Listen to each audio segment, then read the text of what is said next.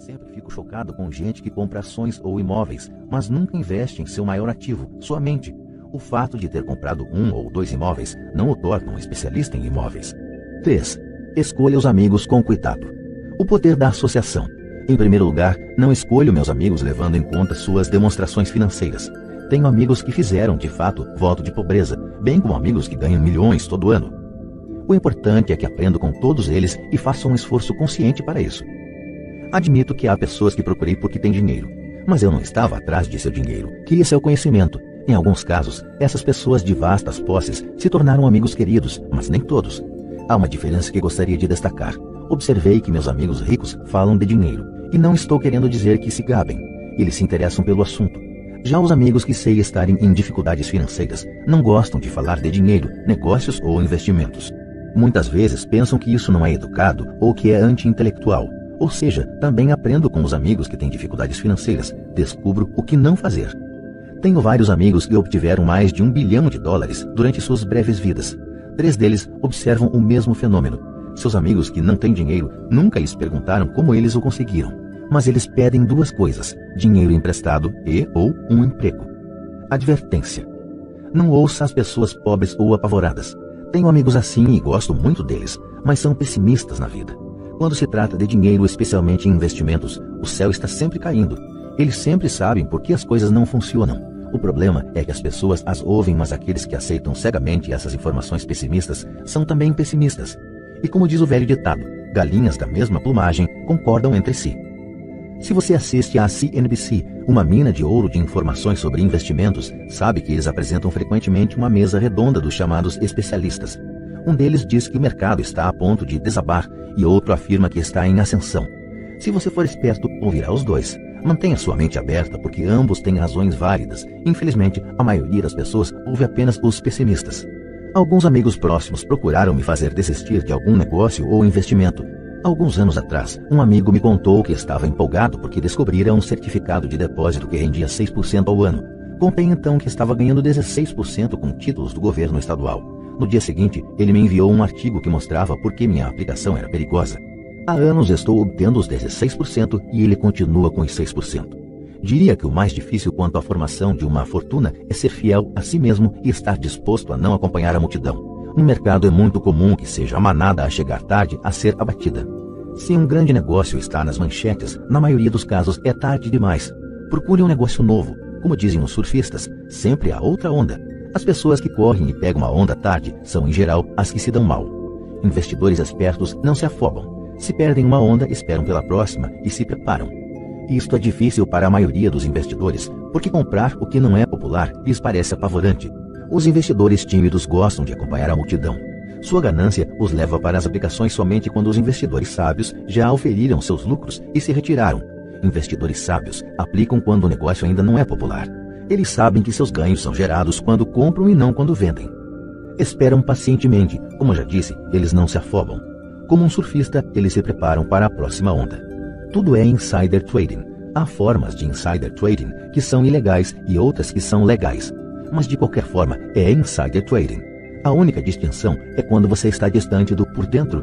A razão pela qual você quer ter amigos ricos que estão por dentro é porque o dinheiro é ganho aí. É informação fabricada.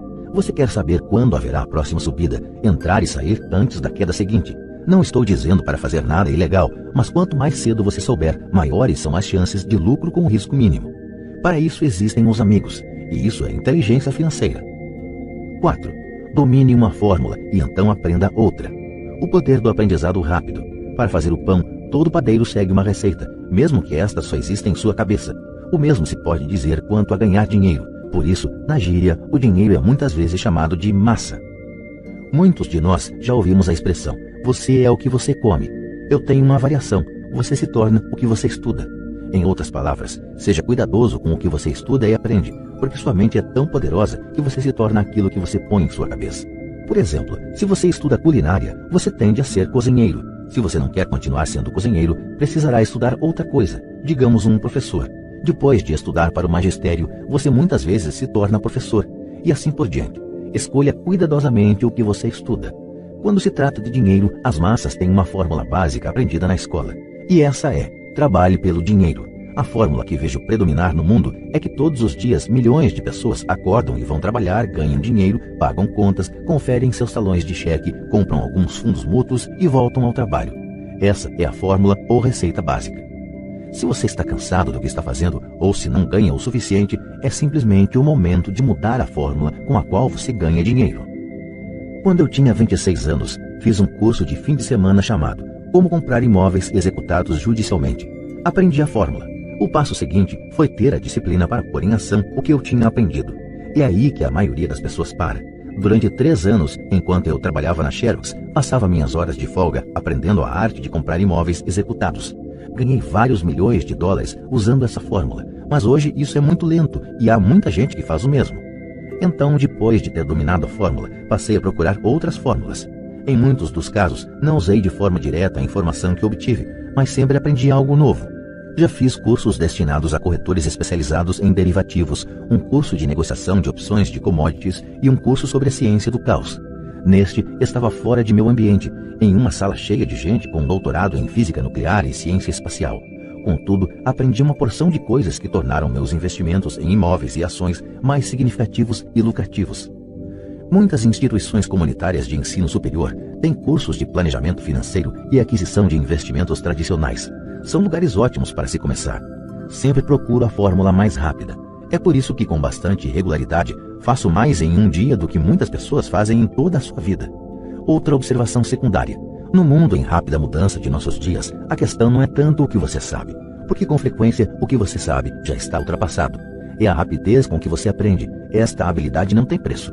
Não tem preço para encontrar fórmulas, receitas, se preferir, mais rápidas de fazer dinheiro. Trabalhar arduamente pelo dinheiro é uma fórmula velha nascida nos dias do homem das cavernas. 5. Pague a si mesmo primeiro. O poder da autodisciplina. Se você não pode se controlar, não tente ficar rico. Talvez fosse bom entrar para a marinha ou alguma ordem religiosa para aprender a se controlar. É a falta de autodisciplina que leva à falência muitos ganhadores de loteria pouco depois de eles terem ganhado milhões. É a falta de autodisciplina que leva pessoas que acabaram de obter um aumento a comprar um carro novo ou fazer um cruzeiro. É difícil dizer qual dos 10 passos é o mais importante, mas de todos este é possivelmente o mais difícil de dominar, se não for parte de sua personalidade. Eu arriscaria dizer que é a falta de autodisciplina que se constitui no fator número 1 a separar ricos, pobres e classe média.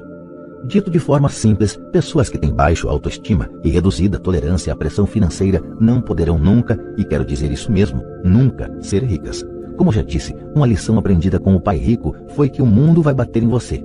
O mundo bate nas pessoas não porque as outras pessoas sejam ruins, mas porque os indivíduos não têm controle interno e disciplina. Quem não tem força interior muitas vezes se torna vítima daqueles que têm autodisciplina.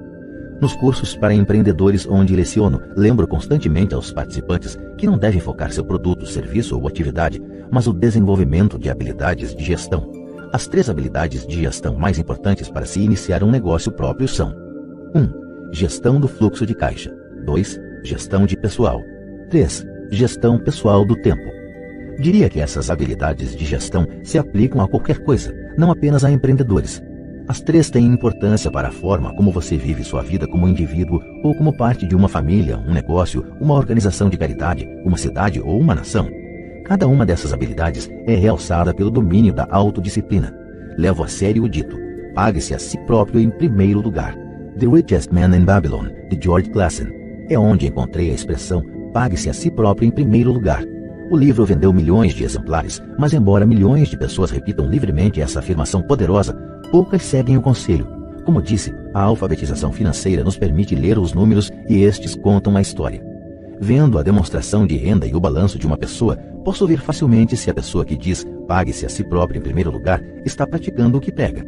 Comparemos então as demonstrações financeiras de pessoas que pagam a si mesmo em primeiro lugar e as que não as fazem. Repito, tem a ver com o entendimento do fluxo de caixa que conta a história. Se você pode realmente começar a compreender o poder do fluxo de caixa, perceberá rapidamente o que há de errado com o exemplo a seguir.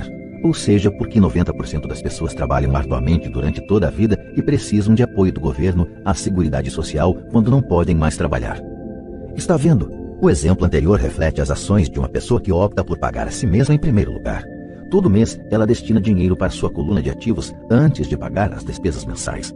Embora milhões de pessoas tenham lido o livro de Klassen e entendido a expressão pague-se a si próprio em primeiro lugar, na verdade, elas o fazem em último lugar. Agora posso ouvir as reclamações daqueles que acreditam sinceramente em pagar as contas primeiro. E posso ouvir todas as pessoas responsáveis que pagam suas contas em dia.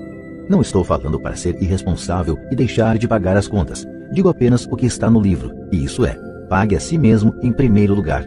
Minha mulher e eu temos tido muitos guarda-livros, contadores e gerentes de banco que têm problemas com esta forma de considerar o pague a si próprio em primeiro lugar.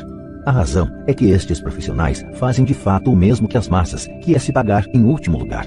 Eles pagam a todos os demais primeiro. Em certos meses, quando por qualquer razão o fluxo de caixa é bem menor do que minhas contas, eu pago a mim mesmo em primeiro lugar. Meu contador gritou em pânico: eles vão pegar o senhor? A Receita vai colocar o senhor na cadeia. O senhor vai acabar com sua capacidade de tomar crédito. Vão cortar a eletricidade. Ainda assim, pago a mim mesmo em primeiro lugar. Por que? Perguntará você. Porque esse é todo o sentido da história de The Richest Man in Babylon. O poder da autodisciplina e o poder da força interior. Garra, num linguajar mais popular. É como o pai rico me ensinou no primeiro mês em que trabalhei para ele. A maioria das pessoas permite que o mundo bata nelas. O cobrador liga e diz: paga ou então? Aí você deixa de pagar a si próprio. Um vendedor diz: ponha no cartão. Seu corretor imobiliário diz para você ir em frente porque o governo permite dedução do imposto de renda da hipoteca de sua casa. É disso tudo que o livro trata. Ter a garra para ir contra a maré e enriquecer. Você pode não ser fraco, mas quando se trata de dinheiro, muitos balançam.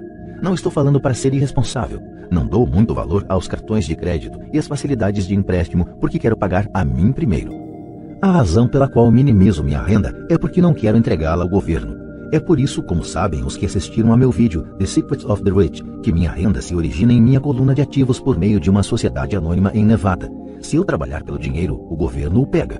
Embora pague minhas contas por último, tenho suficiente astúcia financeira para não me colocar em uma situação enrolada. Não gosto de dívidas de consumo. Na verdade, tenho passivos que são mais altos do que os de 99% da população, mas não pago por eles. Outros o fazem. Eles são chamados locatários. O principal, então, para se pagar a si próprio em primeiro lugar, é começar por não se endividar. Apesar de pagar minhas contas por último, me organizo para ter apenas pequenas contas sem importância que terei que pagar. Quando eventualmente estou num aperto, ainda assim pago primeiro a mim mesmo. Deixo que os credores e até o governo gritem. Gosto quando eles ficam zangados. Por quê?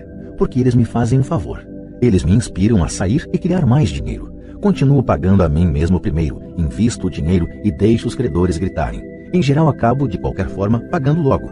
Minha mulher e eu temos excelente crédito, só que não cedemos à pressão e não gastamos nossa poupança ou liquidamos ações para pagar dívidas de consumo. Isso não é muito inteligente do ponto de vista financeiro. Portanto, a resposta é: 1. Não se endivide demais. Mantenha suas despesas reduzidas. Forme seus ativos primeiro. Então compre uma casa maior ou um carro grande. Ficar preso na corrida dos ratos não é inteligente. 2. Quando apertado de dinheiro, não se afobe e não gaste suas poupanças ou investimentos. Use a pressão para inspirar seu gênio financeiro a descobrir novas formas de ganhar mais dinheiro e então pague as contas. Você terá aumentado sua habilidade de ganhar mais dinheiro, bem como sua inteligência financeira. Assim, muitas vezes tive problemas financeiros e usei meu cérebro para criar mais renda, enquanto defendia firmemente meus ativos. Meu contador gritava e procurava cobertura, mas eu parecia um bom soldado de cavalaria defendendo o forte, ativos. Pessoas pobres têm hábitos pobres. Um mau hábito comum é chamado inocentemente de meter a mão na poupança. Os ricos sabem que as poupanças só são usadas para criar mais dinheiro, não para pagar contas. Sei que isso parece cruel, mas, como já disse, se não for internamente resistente, o mundo vai sempre bater em você. Se é do tipo que não gosta de pressão financeira, então descubra uma fórmula que funcione para você. Uma boa fórmula é cortar despesas, pôr o dinheiro no banco e pagar mais do que o necessário em imposto de renda, aplicar em fundos mútuos seguros e esperar sempre resultados médios. Mas isto viola a regra do pague a si mesmo em primeiro lugar. Este princípio não estimula o autossacrifício ou a abstinência financeira. Não significa pagar a você mesmo primeiro e passar fome. A vida foi feita para ser desfrutada. Se você conjura seu gênio financeiro, pode ter todas as coisas boas da vida, enriquecer e pagar contas, sem se sacrificar. E isso é inteligência financeira. 6. Pague bem a seus corretores. O poder do bom conselho. Muitas vezes vejo pessoas colocando um cartaz na frente de casa: proprietário vende. Ou vejo na televisão muita gente se anunciando como corretor de desconto. Pai rico me ensinou a fazer exatamente o contrário. Ele acreditava que os profissionais deviam ser bem pagos e eu adotei a mesma política. Hoje tenho a meu serviço advogados, contadores, corretores de imóveis e de ações caros. Por quê? Porque se, e destaco o se, as pessoas são profissionais, seus serviços devem render dinheiro para você. E quanto mais dinheiro ganharem, mais eu ganho. Vivemos na era da informação. A informação não tem preço. Um bom corretor deve lhe oferecer informação e dedicar tempo para instruir você. Tenho vários corretores dispostos a fazer isso por mim.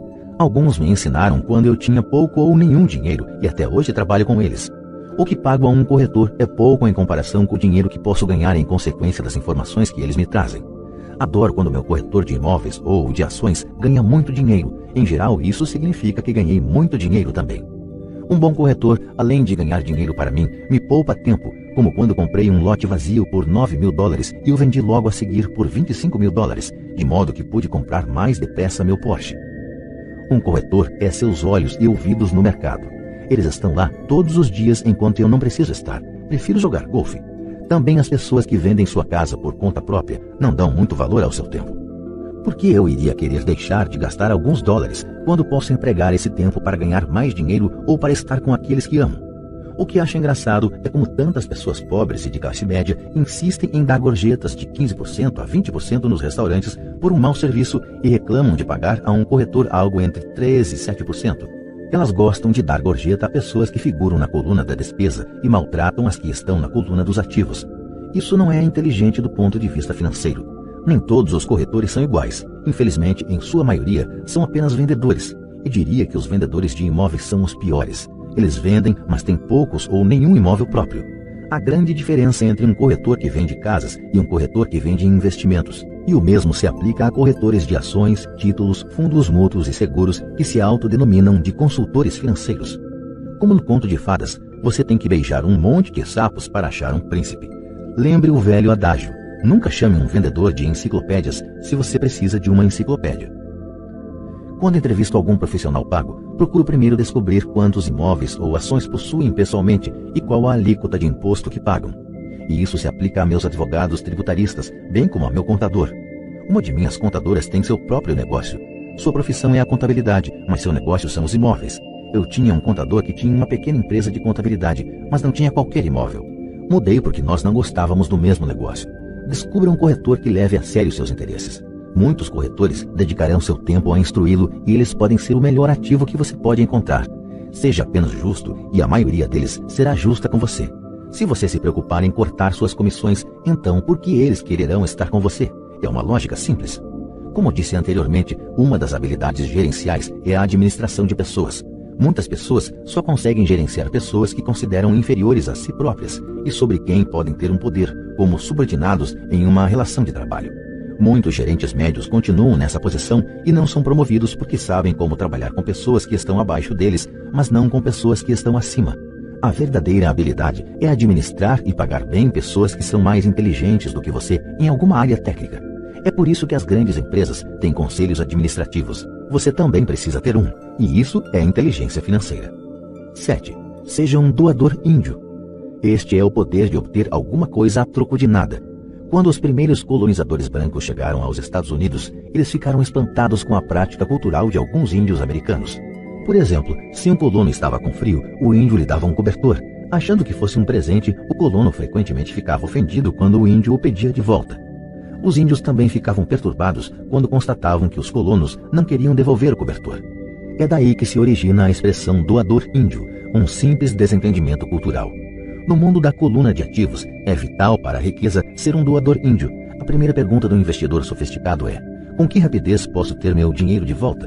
Ele também quer saber o que poderá obter de graça, ou o que se chama uma participação nos lucros. É por isso que o retorno sobre o investimento é tão importante. Por exemplo, descobri um pequeno imóvel a alguns quarteirões de onde moro, que estava sendo executado judicialmente.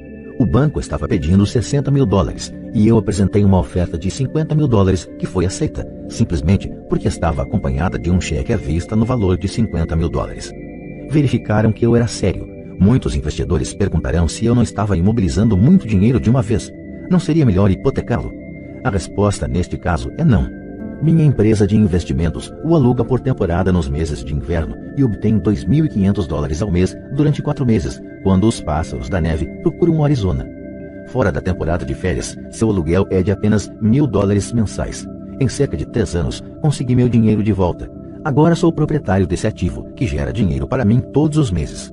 O mesmo se aplica às ações. Frequentemente, meu corretor liga e sugere que eu aplique uma considerável quantia em ações de alguma empresa que, segundo ele, está a ponto de fazer alguma coisa que aumentará o valor delas, como lançar um produto novo. Então, durante uma semana ou um mês, aplico meu dinheiro nessas ações, enquanto seus preços sobem. Depois, tiro aquela soma inicial e paro de me preocupar com as flutuações do mercado, porque tenho de volta meu dinheiro inicial e agora sou dono de um ativo que, tecnicamente, me saiu de graça. Sem dúvida, em muitas ocasiões perdi dinheiro, mas somente jogo com dinheiro que posso perder. Diria que na média de 10 investimentos, faço uns 2 ou 3 gols de placa. 5 ou 6 não são lá essas coisas, e perco em 2 ou 3. Mas limito minhas perdas ao dinheiro que apliquei neles naquele momento. As pessoas que odeiam o risco põem seu dinheiro no banco. E a longo prazo, qualquer poupança é melhor do que nenhuma poupança. Mas leva muito tempo para você recuperar seu dinheiro e, em muitos casos, você não leva nada de graça. Eles costumavam dar torradeiras, referência a uma prática adotada por alguns bancos americanos de distribuir eletrodomésticos a quem abrisse contas novas. Mas atualmente isso está ficando mais caro. Em todos os meus investimentos precisa haver algo mais, algo de graça.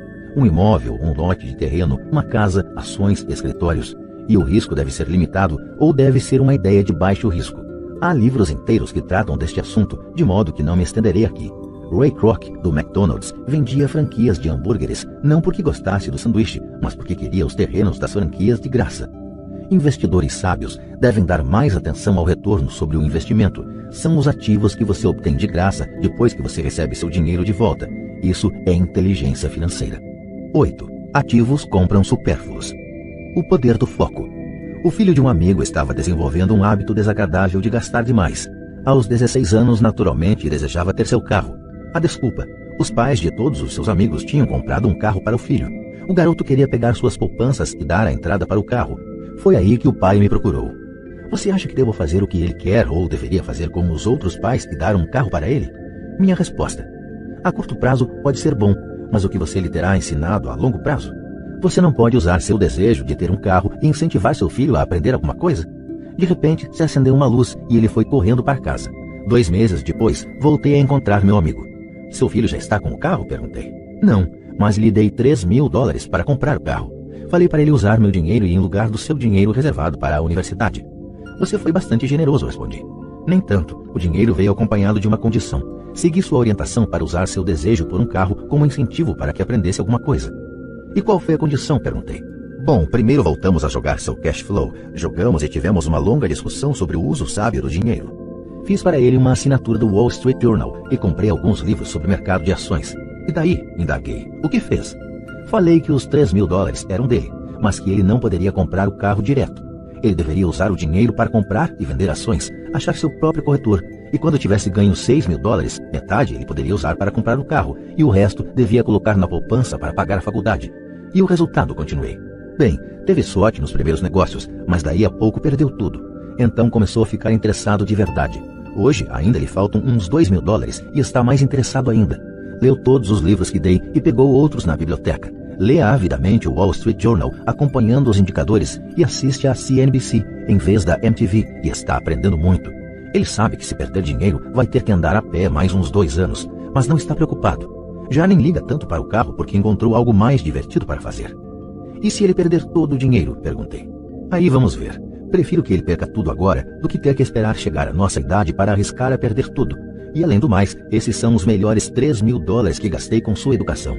O que está aprendendo vai lhe servir por toda a vida e ele parece ter adquirido mais respeito pelo poder do dinheiro. Acho que parou de torrá-lo.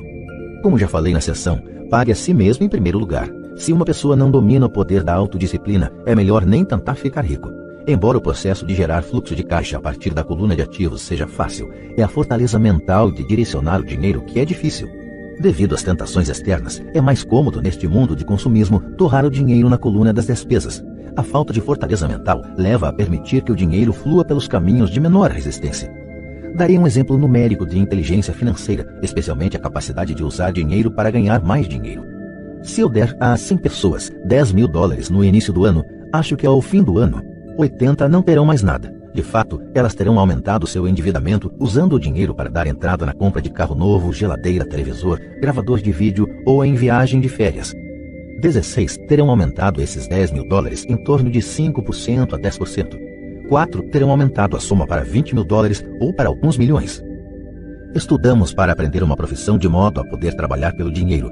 Na minha opinião, é também importante aprender a fazer o dinheiro trabalhar para nós. Gosto de meus supérfluos tanto quanto qualquer outro ser humano. A diferença é que algumas pessoas compram seus supérfluos em prestações. É a armadilha de querer imitar o vizinho.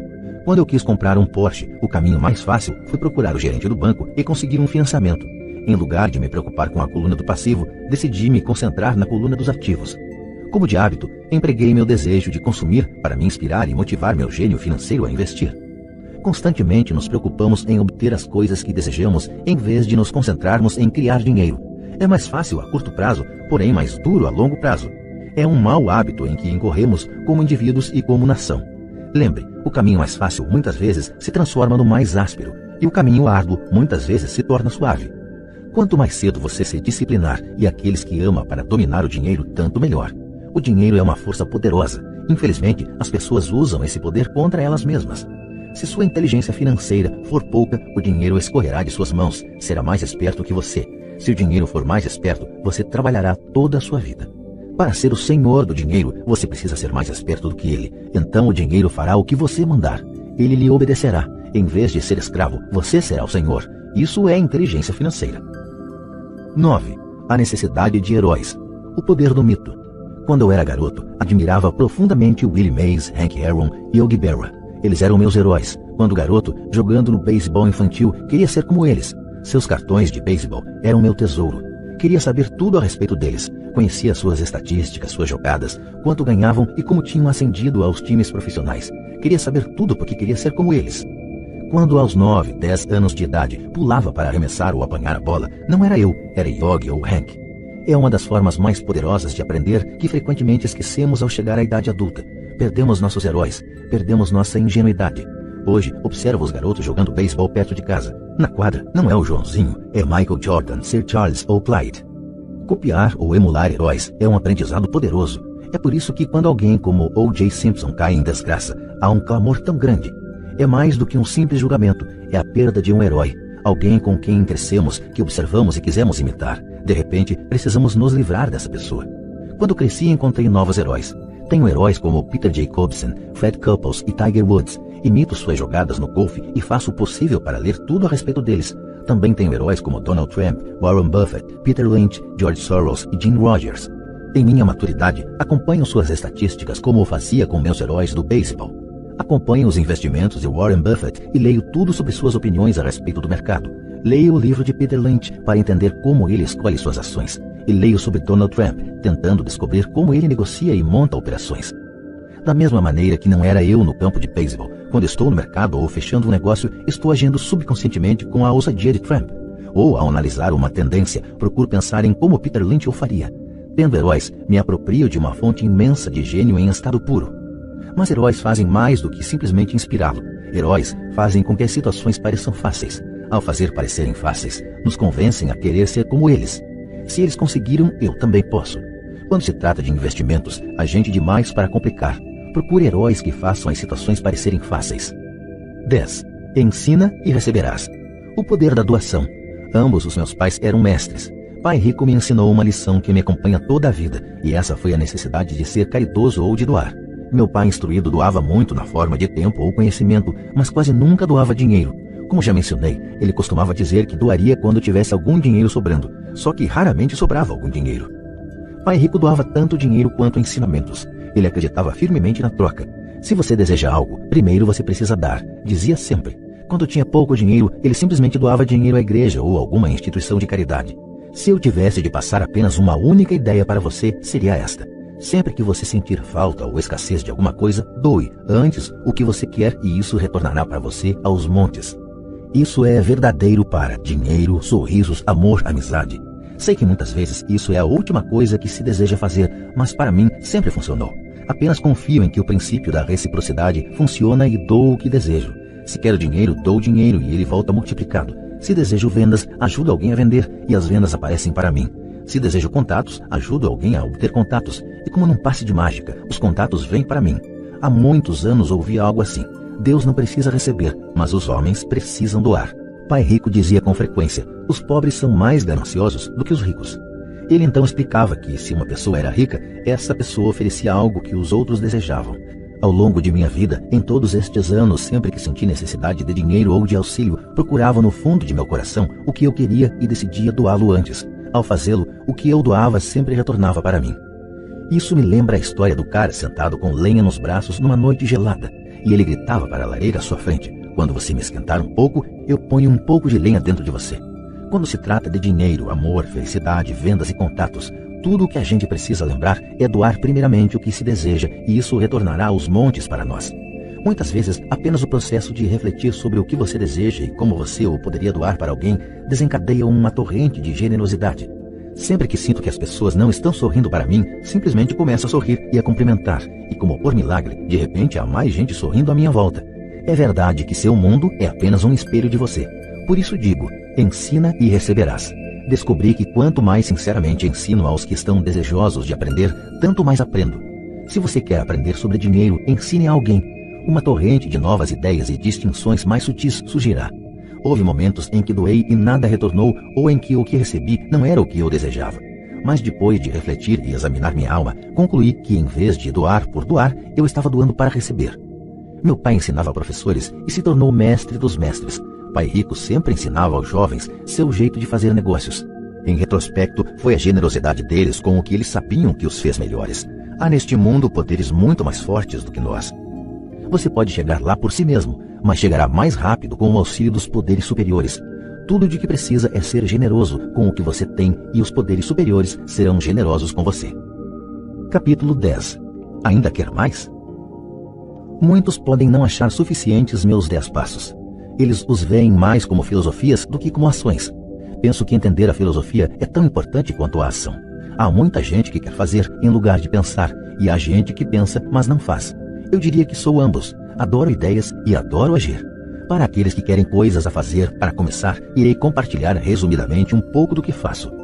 Pare de fazer o que está fazendo. Em outras palavras, pare e avalie o que está funcionando e o que não está funcionando. A definição de insanidade é fazer a mesma coisa e esperar resultado diferente. Pare de fazer o que não funciona e procure algo novo para fazer. Procure novas ideias. Para novas ideias de investimento, vou às livrarias e procuro livros sobre assuntos diferentes e originais. Chamo-os de fórmulas. São livros que ensinam como aplicar de uma forma que não conheço. Por exemplo, em uma livraria encontrei o livro The 16% Solution, de Joel Moscovitz. Ação. Na quinta-feira seguinte fiz exatamente o que o livro dizia, passo a passo. Também fiz isso ao procurar pechinchas em imóveis nos escritórios de advogados e bancos. Muitas pessoas não agem, ou se deixam convencer por qualquer pessoa a desistir da fórmula que estão estudando. Meu vizinho me disse por que os 16% não funcionariam. Não dei ouvidos, porque ele nunca tinha experimentado isso. Descubra alguém que já tenha feito o que você quer fazer. Convide-o para almoçar. Peça dicas, macetes do negócio. No caso dos certificados de gravames de impostos de 16%, fui à repartição de impostos municipais e procurei a funcionária que trabalhava na respectiva seção. Descobri que ela também aplicava em gravames de imposto. Imediatamente a convidei para o almoço. Ela ficou encantada de me contar tudo o que sabia e como fazer. Depois do almoço, ela passou a tarde me mostrando tudo.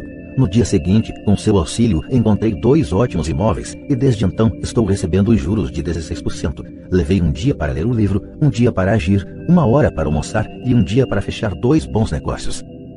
Faça cursos e compre fitas. Procuro nos jornais cursos novos e interessantes. Muitos são de graça ou baratos. Também pago seminários caros sobre o que quero aprender. Sou rico e não preciso de um emprego devido ao que aprendi. Tenho amigos que não fizeram esses cursos e me dizem que estou perdendo dinheiro enquanto continuo no mesmo emprego. Faça muitas ofertas. Quando quero um imóvel, procuro muito e, em geral, faço uma oferta por escrito. Se você não sabe exatamente quanto oferecer, eu também não. Isso é tarefa do corretor imobiliário. Eles fazem as ofertas. Eu procuro trabalhar o mínimo. Uma amiga queria que eu lhe mostrasse como comprar apartamentos. Num sábado, ela, seu corretor e eu visitamos 6 edifícios. 4 eram uma droga, mas 2 eram interessantes. Aconselhei que ela enviasse por escrito uma oferta para cada um deles, mas oferecendo metade do que os proprietários pediram. Ela e o corretor quase sofreram um infarto. Eles pensaram que não seria educado, que os proprietários poderiam sentir-se ofendidos. Acho mesmo que o corretor não queria tanto trabalho assim, de modo que não fizeram nada e continuaram procurando um negócio melhor.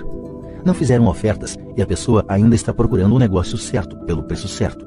Bom, você não saberá qual é o preço certo até que você encontre outra parte que deseja fechar o negócio. É raro que um vendedor peça um preço inferior ao valor do objeto de venda. Moral da história: faça ofertas. As pessoas que não são investidores não têm ideia do que é tentar vender alguma coisa. Tive um imóvel que procurei vender durante meses. Teria ficado contente com qualquer proposta. Não estava preocupado com o quão baixo fosse o preço. Eles poderiam ter me oferecido 10 porcos e eu teria ficado feliz. Não pela oferta, mas porque alguém estava interessado. Eu teria feito uma contraproposta, talvez aceitasse uma criação de porcos. Mas é assim que o jogo funciona. O jogo de compra e venda é divertido. Não se esqueça disso. É divertido e é só um jogo. Faça ofertas. Alguém pode dizer sim. Eu sempre faço ofertas com ressalvas. Em imóveis, faço ofertas com a ressalva de que está sujeita à aprovação do sócio no negócio. Nunca especifico quem é o sócio no negócio. A maioria das pessoas não sabe que o sócio é meu gato. Se eles aceitam a oferta e eu não estou disposto a fechar o negócio, ligo para casa e falo com o gato. Faço esta declaração absurda para ilustrar como o jogo é incrivelmente fácil e simples. Gente demais o dificulta e o leva demasiado a sério. Descobrir um bom negócio, o negócio certo, os investidores certos, ou o que quer que seja, é como namorar. Você precisa ir ao mercado e falar com um monte de gente, fazer um monte de ofertas, contrapropostas, negociar, rejeitar e aceitar. Conheço solteiros que ficam em casa e esperam que o telefone toque, mas a menos que você seja Cindy Crawford ou Tom Cruise, penso que é melhor ir ao mercado, mesmo que seja apenas o supermercado. Procurar, oferecer, rejeitar, negociar e aceitar são partes do processo de quase tudo na vida. Corra, ande ou dirija por certa área uma vez por mês, durante 10 minutos. Descobri alguns de meus melhores negócios imobiliários enquanto corria em certa área ao longo de um ano. O que procuro é mudança. Para que um negócio seja lucrativo, são necessários 2 elementos: pechincha e mudança. Há montes de pechinchas, mas é a mudança que transforma a pechincha em oportunidade lucrativa. Assim, corro numa área na qual gostaria de investir. É a repetição que me permite observar pequenas diferenças. Observo avisos de venda de imóveis que estão lá há muito tempo. Isso significa que o vendedor estará mais disposto a negociar. Observo caminhões de mudança indo e vindo. Paro e converso com os motoristas. Falo com os entregadores de encomendas postais. É impressionante quanta informação tem sobre uma área. Descubro uma área ruim, especialmente uma área da qual todo mundo foi afastado pelo noticiário. Às vezes a percorro por um ano à espera de sinais de que algo está mudando para melhor. Falo com os varejistas, especialmente os novos, e descubro por que estão se mudando. Isso leva de alguns minutos a um ano e o faço enquanto estou ocupado com outra coisa como correr ou ir a uma loja.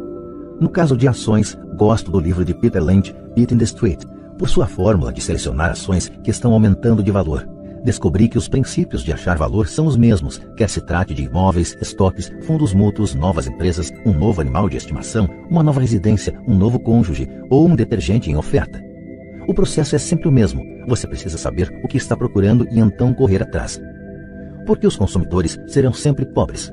Quando um supermercado faz uma promoção de, digamos, papel higiênico, o consumidor corre e faz estoque. Quando o mercado de ações faz promoção, muitas vezes chamada de crash ou correção, o consumidor foge. Quando o supermercado aumenta os preços, o consumidor compra em outro lugar. Quando o preço das ações sobe, o consumidor começa a comprá-las. Procure nos lugares certos. Um vizinho comprou um apartamento por $100 mil. Comprei o apartamento contíguo ao seu por $50 mil. Ele me disse que estava esperando que os preços subissem. Eu lhe mostrei que o lucro ocorre quando se compra, não quando se vende. Ele comprou um imóvel de uma corretora que não possuía imóveis próprios. Eu comprei o meu no departamento de execuções judiciais de um banco. Paguei $500 por um curso que me ensinou a fazer isso. Meu vizinho acreditava que pagar essa quantia por um curso sobre investimentos em imóveis era muito caro. Ele disse que não tinha dinheiro para isso, nem tempo, de modo que está esperando o preço aumentar. Primeiro procuro alguém que queira comprar, então busco o vendedor. Um amigo estava querendo um terreno, tinha o dinheiro, mas não tinha tempo. Descobri um terreno maior do que o desejado por meu amigo. Reservei e liguei para ele, que decidiu ficar com uma parte do terreno. Então vendi para ele e comprei o terreno. Assim, o restante do terreno me saiu de graça. Moral da história: compre o bolo e corte em fatias. A maior parte das pessoas busca o que está dentro de seu orçamento, tem uma visão limitada. Compram apenas uma fatia do bolo e acabam pagando mais por pouco. Pessoas que pensam pequeno não conseguem grandes oportunidades. Se você quer enriquecer, comece pensando grande. Os varejistas gostam de dar descontos para grandes quantidades, simplesmente porque a maioria dos homens de negócios adora gente que gasta muito. Assim, mesmo se você for pequeno, sempre é possível pensar grande. Quando minha empresa precisou comprar computadores, liguei para vários amigos perguntando se eles também estariam dispostos a comprar. Então fomos a diversos vendedores e acabamos fechando um bom negócio porque estávamos comprando várias unidades. Já fiz o mesmo com ações. Pessoas pequenas permanecem pequenas porque pensam pequeno, agem sozinhas ou não fazem nada. Aprenda com a história. Todas as grandes empresas listadas na bolsa começaram como pequenas empresas. O coronel Sanders não ficou rico até ter perdido tudo aos 60 anos. Bill Gates era um dos homens mais ricos do mundo antes dos 30 anos. Agir é sempre melhor que ficar parado. Estas são apenas algumas das coisas que fiz e continuo fazendo para reconhecer as oportunidades. As palavras importantes são fiz e faço. Conforme repeti inúmeras vezes ao longo do livro, você precisa agir antes de poder receber recompensas financeiras. Haja agora. Conclusão. Como pagar a faculdade dos filhos com apenas $7.000.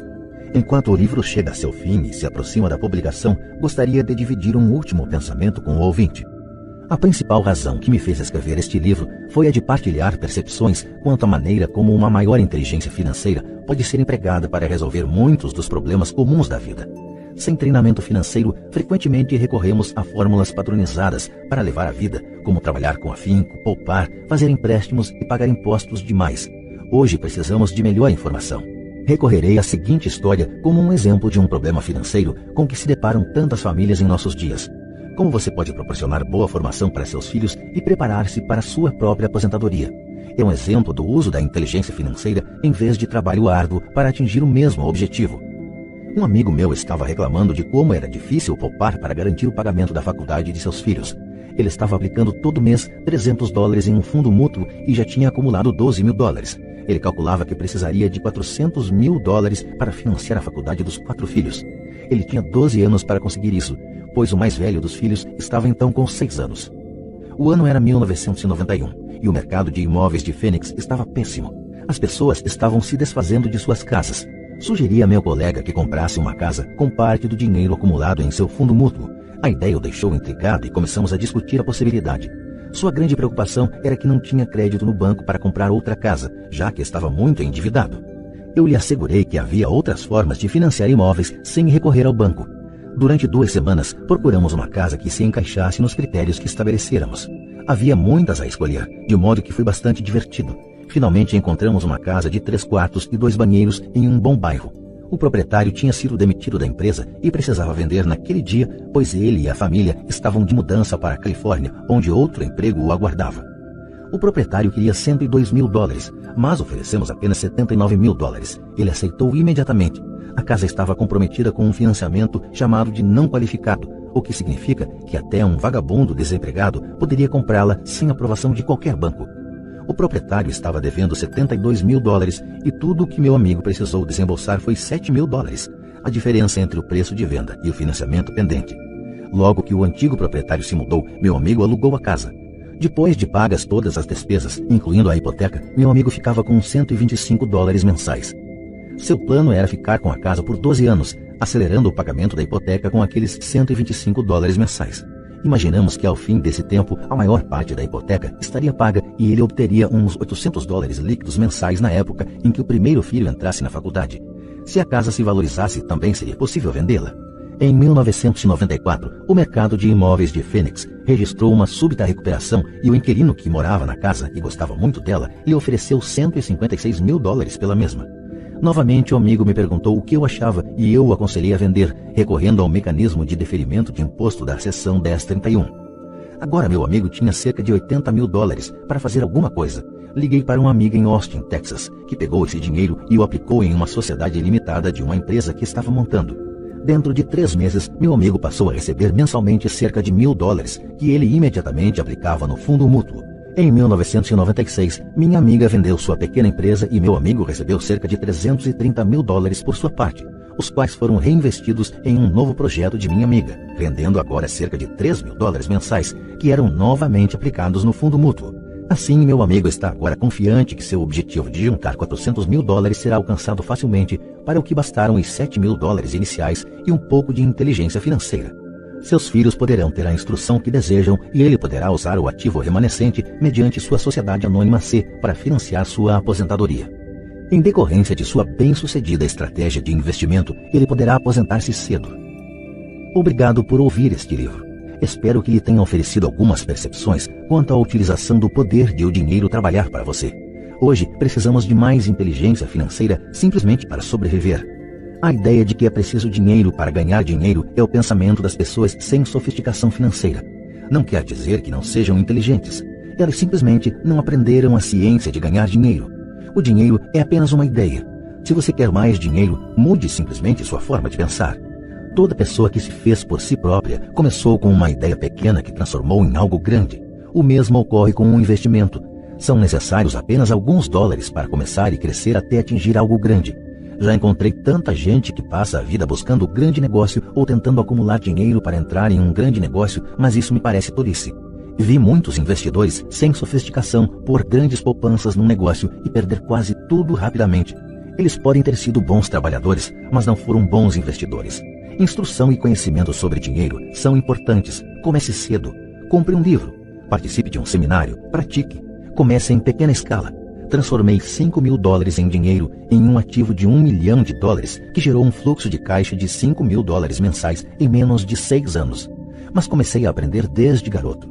Incentivo você a aprender porque não é tão difícil assim. De fato, é até fácil, uma vez que se pega o jeito da coisa. Penso que minha mensagem ficou clara.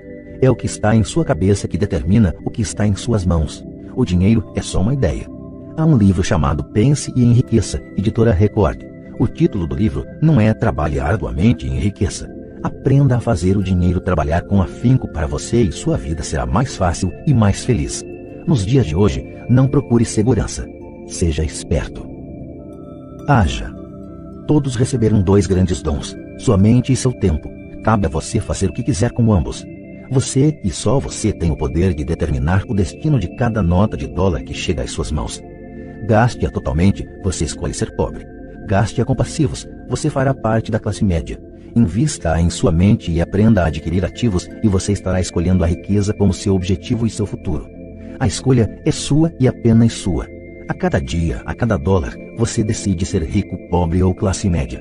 Escolha dividir este conhecimento com seus filhos e você os estará preparando para o mundo que os aguarda. Ninguém mais o fará. O seu futuro e o de seus filhos serão determinados pelas escolhas que você faz hoje, não amanhã.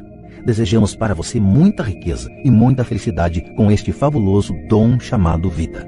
Robert Kiyosaki, Sharon Lester.